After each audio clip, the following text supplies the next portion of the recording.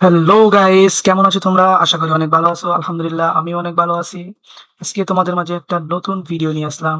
তো আজকের ভিডিওটা থাকবে হচ্ছে আমরা আমাদের গেমের যে রিসেন্ট টাইম ইভেন্ট এবং প্রিভিয়াস যে ইভেন্টগুলা ওই ইভেন্টগুলো থেকে টপ 3 প্রত্যেকটা পজিশন থেকে প্লেয়ার বাহির করব এবং সেখান থেকে যেকোনো একটাকে সেরা হিসাবে সিলেক্ট করব এবং সেগুলো দিয়ে একটা স্কোয়াড বিল্ড করব যেটা হবে গেমের সবথেকে সেরা স্টার্টিং 11। তো এখন আমাদের বেশি কথা না বাড়িয়ে প্লেয়ার পিক আপ করার পালা।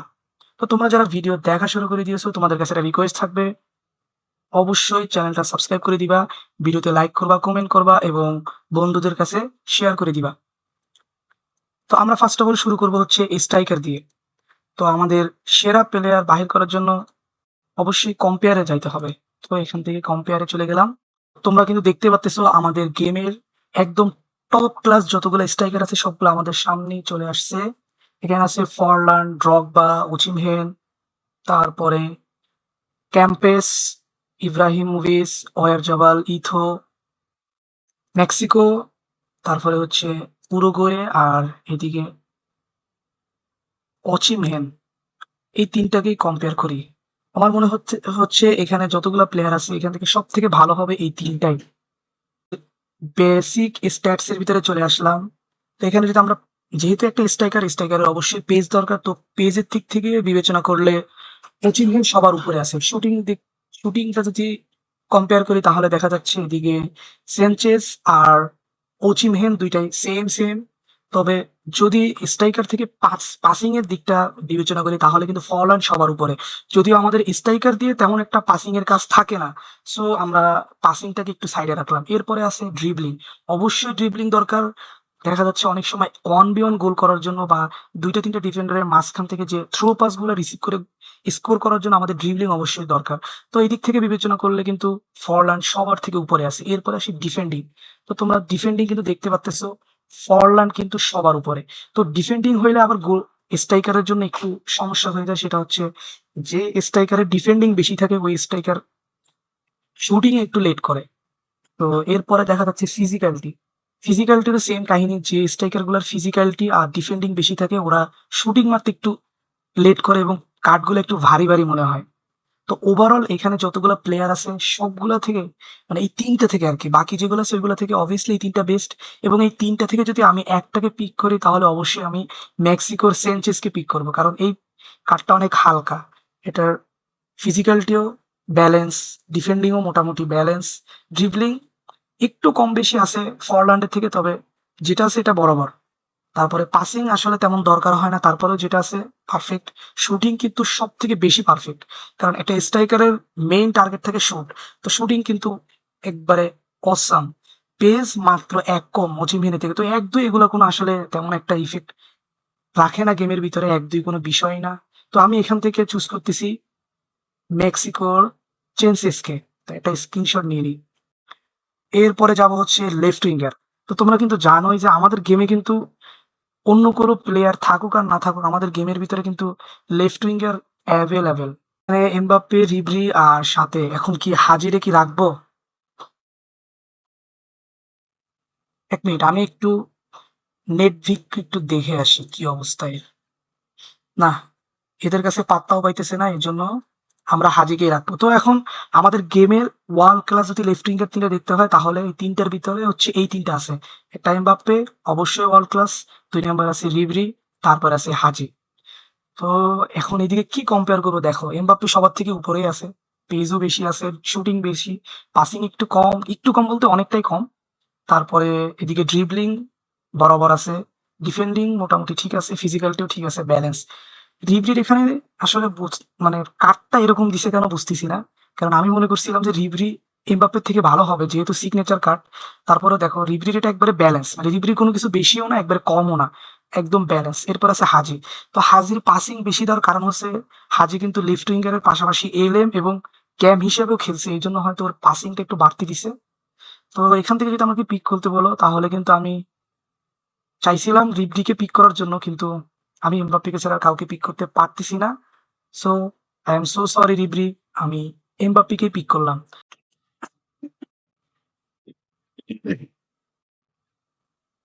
আমাদের মাঝে কিন্তু ওয়ার্ল্ড ক্লাস রাইট উইঙ্গার চলে আসছে, এখান থেকে কোনো বাছাবাছি করার দরকার নাই। লুইস ফিগো, লামিনে ইয়ামাল আর আমাদের মেসি, এই ছাড়া আর কেউ নাই।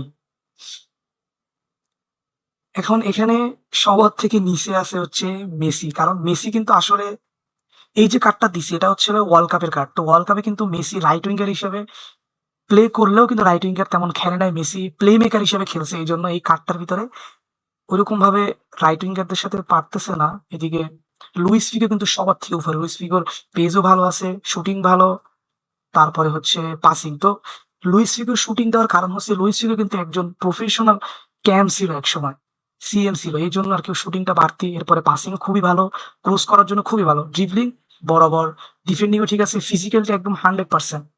তো আসলে আমাকে যদি ৩টা থেকে কোনো একটা চুজ করতে বলো, আমি অবশ্যই লামিনে ইয়ামালকে চুজ করব। কারণ লামিনে ইয়ামালের কার্ডের স্পেশালিটি হচ্ছে যদি ডিফেন্ডার ওকে ডিফেন্স করে, ও আসলে ওইটা রিকভার করে বল আবার নিতে পারে। আর লামিনে ইয়ামালের একটা স্পেশালিটি হচ্ছে ও বল রিকভারি ভালো, ও ডিফেন্ডারের কাছ থেকে বল নিয়ে নিতে পারে। এই জন্য আমরা এখান থেকে অবশ্যই লামিনে ইয়ামালকে চুজ করব। তো ক্যামের ভিতরে আছে নাকাতা, এটা কিন্তু জাপানের একদম on of the best player. তারপর আছে দোনোভান, ও অনেক ভালো খেলছে। মানে তো যদি যুক্তরাষ্ট্রের ২টা প্লেয়ারের কথা বলতে হয় তাহলে এখানে দোনোভানের সাথে পলিসি কিন্তু থাকবেই। তো এই একজন, তো এখান থেকে আমরা কাকে পিক করব, কাকে পিক করব, স্নাইদারকে পিক করব। ইনিয়েস্তাকে তো বাদ দেওয়ার কোনো লাইনই নাই, সাথে দোনোভানকে। দেখি এই ৩টাই বেস্ট হবে সব থেকে। তবে এখানে যদি দেখতে হয় কে ভালো, ভালো খারাপ কি বলবো, ৩টা প্লেয়ারই ৩টাই ভালো। তো এখন ক্যাম হিসাবে আমাদের যেগুলা দরকার সেগুলো কিন্তু ইনিয়েস্তার ভিতরে আছে, দোনোভানের ভিতরে যেগুলা দিছে এগুলো মূলত স্ট্রাইকারের জন্য পারফেক্ট ছিল, ক্যামের জন্য ছিল তবে অতটাও না। তো আমি এখান থেকে স্নাইডারকে রাখতে চাইছিলাম, তবে স্নাইডার বাদ। তবে এখান থেকে থাকবে হচ্ছে ইনিয়েস্তা। এবার আমরা সিলেক্ট করব হচ্ছে সিএম।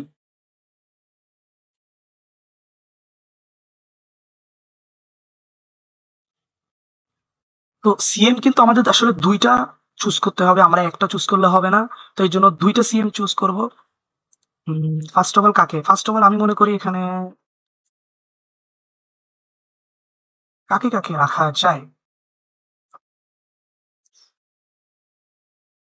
ল্যাম্পার্ডকে রাখি, বেলিংহামকে রাখি, আর পিরলো আমার পার্সোনাল চয়েস, পিরলোকে রাখি। দেখি এদের কি অবস্থা।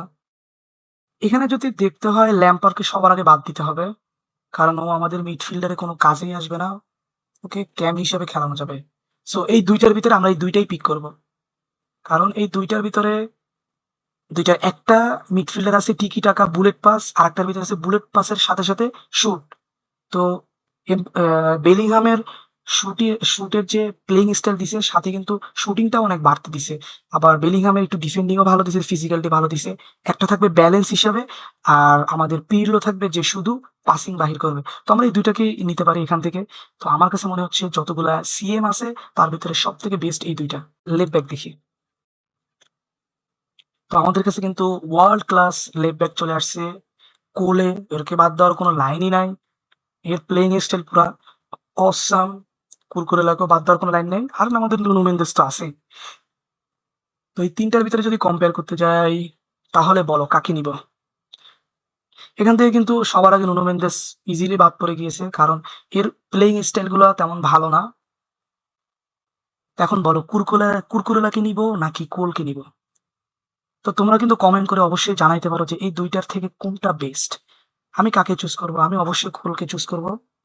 কারণ লেফট ব্যাক শেষ, এবার আমরা রাইট ব্যাক চুজ করব। তো রাইট ব্যাকে কিন্তু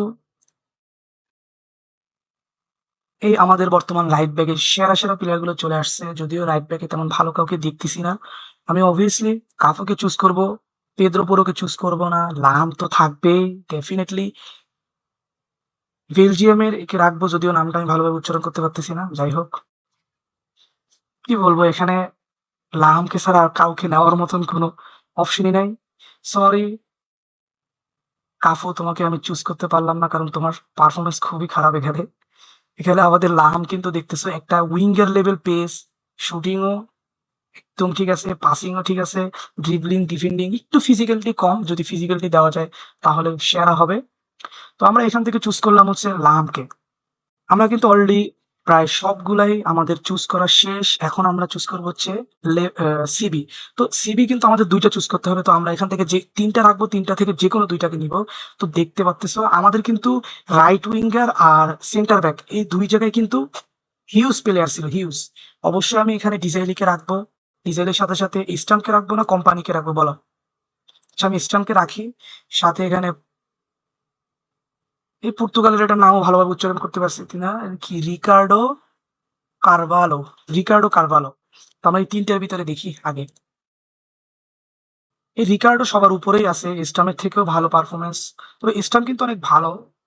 স্টামের আসলে পারফরম্যান্সটা ম্যাটার করে না, ও গেমের ভিতরে খুব ভালো ইমপ্যাক্ট রাখে। ডিজাইনও সেম। তবে যেহেতু এখানে অনেক হিউজ ডিফারেন্স দেখতে পারতেছি এখানে, এজন্য আমি আসলে কিছু করার নেই, আমি রিকার্ডোকেই চুজ করলাম। তো রিকার্ডো হলো ফার্স্ট চয়েস। এরপরে দেখি আরেকটা। আগে রিকার্ডোর একটা স্ক্রিনশট নিয়ে রাখি। রিকার্ডো। এরপরে নেওয়া যায় কাকে দেখি। আমি কোম্পানিকে চুজ করি। অবভিয়াসলি এখান থেকে কোম্পানি থাকিতে হবে। আমি বলছিলাম যে কোম্পানি আসলে খুবই ভালো, আমার ফার্স্ট চয়েস। তো এখান থেকে কোম্পানি। তো আমরা ২ টা সেন্টার ব্যাক কিন্তু পেয়ে গেছি। এবার হচ্ছে আমাদের একটা গুরুত্বপূর্ণ পজিশন, গোলকি। আমরা এখন গোলকি চুজ করব। অবশ্যই গোলকি আমার মনে হয় না বুফনের উপরে কেউ থাকবে। আর যদি কেউ থাকে সেটা পিটার চেকই হবে, দেখা যাক। তো এখানে কিন্তু আমাদের উনাই সিমন আছে, one of the best goalkeeper. তো উনাই সিমন, পিটার চেক আর আমি বুফনকে নিবো। আর কাউকে আমি দেখবো না, চুজও করবো না। ব্যান্ডার সার্কেল এখান থেকে বাদ। এখন বলো কাকে নিব? পিটার চেকই আমার কাছে মনে হইতেছে এখানে সবথেকে বেস্ট হবে। কারণ একটা গোলকির এই diving, positioning, heading, kicking, physicality থেকে রিফ্লেক্টটা বেশি দরকার। যেহেতু আমরা গেমের ভিতরে আমাদের দেখা যাচ্ছে ২-১ সময় শুট করলে গোলকির হাতে লাগার পরে অপোনেন্টের প্লেয়ারের পায়ে চলে যায়। তখন আবার রিফ্লেক্ট ভালো না থাকলে সেকেন্ড টাইম আবার সেভ দিতে পারে না। এইজন্য আমি পিটার চেককে অবশ্যই চুজ করব। তো কিন্তু দেখতেই পারলা আমার অল পজিশনে যতগুলা প্লেয়ার আছে সবগুলো প্লেয়ার চুজ করা শেষ এবং আমি প্রত্যেকটা প্লেয়ারের জন্য স্ক্রিনশট নিয়ে নিয়েছি এবং আমি সবগুলো প্লেয়ারকে যার, যার পজিশন অনুযায়ী বসাবো এবং তোমাদেরকে দেখাবো যে ওভিআর কত হয় এবং স্কোয়াডটা কেমন ডেঞ্জারাস লাগে দেখতে।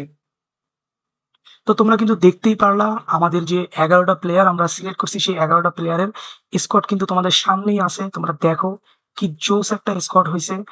আই গেস এই স্কোয়াডটা যদি বিল্ড করতে চাই তাহলে কমসে কম ১০ থেকে ১৫,০০০ টাকা খরচ করতে হবে। তো তোমরা কিন্তু দেখতেই পারলা। আর এই স্কোয়াড দিয়ে ইজিলি ৫০ থেকে ৬০ স্টার দান করে দেওয়া যাবে যদি কারোর গেম প্লে ভালো থাকে। সো গাইস আজকের ভিডিওটা এখানেই শেষ। দেখা হচ্ছে নতুন কোনো ভিডিওতে। তত সময় ভালো থাকো, সুস্থ থাকো।